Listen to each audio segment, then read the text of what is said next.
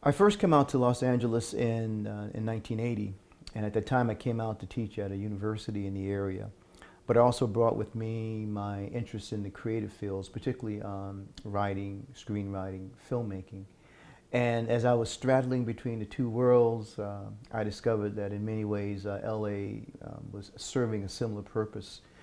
Many of my students at the university, students I met at secondary level, community college level, were all attempting to find their purpose, their direction in life. The actors, the filmmakers I met, struggling filmmakers, Los Angeles also represented for them that place to fulfill their dreams. And so it became very apparent that this place, Los Angeles, and this concept of Hollywood served an important and significant part in the lives of many people who were attempting to find a sense of roots and to find a sense of meaning. What really motivated me to move towards writing this novel was the fact that in my talking to many students, I came across a young man who had a very troubling background, one that forced him to be out on his own, and at the very young age of 15 to try to find and make his way in the world. His story has always stayed with me. And at the same time, the story of many children who find themselves abused or neglected, those who can't quite fit into the expectations of an immediate family, the expectations of a community or society. And they're struggling with who they are and what they can become. And so my protagonist in my novel was really inspired by a number of people, but in particular a young man who felt that on the inside he was one person, on the outside someone else, emotionally as well as physically, and his struggle to find this communion with himself. In regards to the issues and the themes in Communion, they are many and complicated, as is the structure of the novel, as are the relationships.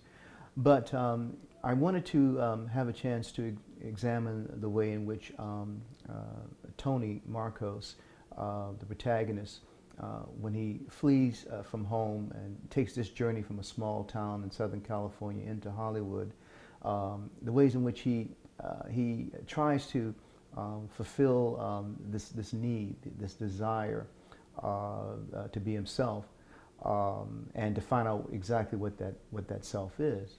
And in the process of making that journey, he runs across other people of various races and backgrounds. It is certainly a novel that has multi-ethnic characters. He meets people of different ages, not only teenagers like himself, but people in their 20s, 30s, 40s, who are all searching for some answers in their lives and trying to find a certain kind of purpose. For Tony, I think he begins to discover that there is no easy way, there are no easy answers, but the thing is to be committed to being who you are and to find out who you are, regardless of what others have to say. What do I want a reader to take away from Communion? Well, certainly for me, I think that what becomes important are three things. The first is that the reader feels something for the characters in terms of what they go through, to have a certain kind of empathy for characters who certainly may be much different and may live in much different worlds than the reader does. At the same time, I'm hoping that the reader will think about those ways in which he or she can be involved with someone's life, those who are hurting, those who need help, and just to extend just a little bit in terms of making someone else's life a little bit better. We have characters in the novel who do that, who take up that position of being support systems. The third thing is act. I think that everyone can be an activist. There's no one way to be an activist.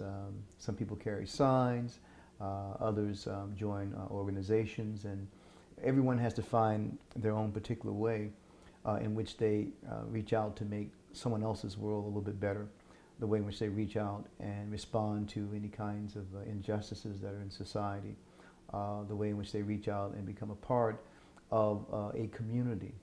And so if readers can feel, think, and act in a very progressive and positive way, then for me, I've been successful in terms of writing communion.